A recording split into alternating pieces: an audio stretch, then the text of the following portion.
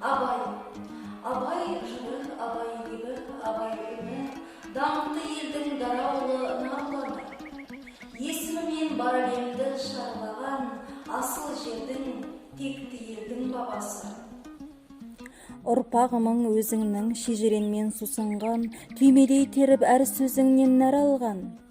Қасиетті семейімнің топырағынан дарыған, абай, сенің шығар сыйға тартқан ақ мұра. 175 мерейлі жас нарғасқама, жасаймын, жарылқаймын мен қуана. Өлмейсің, өшпейсің сен дара тұлға, мақтан болып қалықтайсың қазағымның ұрқына. Буырқынған заманыма үлгісің, ұрпағына дара жолды салып берген биіксің.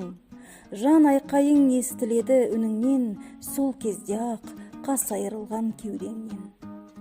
Қолыма ұстағаным қалам менен ақ қағаз, тұңғиық мұхитыңа үңіледі далағыз. Өсиетіңмен шумақ болып төгілген әрбір жырың, дарыса деймін жүрегіне әр пенденің. Халықты да басқардың, қарасия күшімен, ыза кекті бағындырдың, саралтынды сабырмен. Рухани азығыңды қара сөзге сыйдырып, ұрпағына шуақ шаштың үміті зор сеніммен.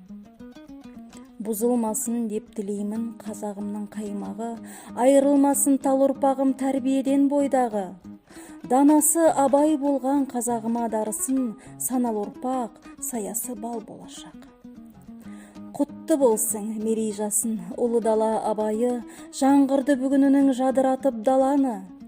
Кемеңгерсің бұл илтипат қошеметте ассаған, әлі талай келер ұрпақ бір өзіңді толғай.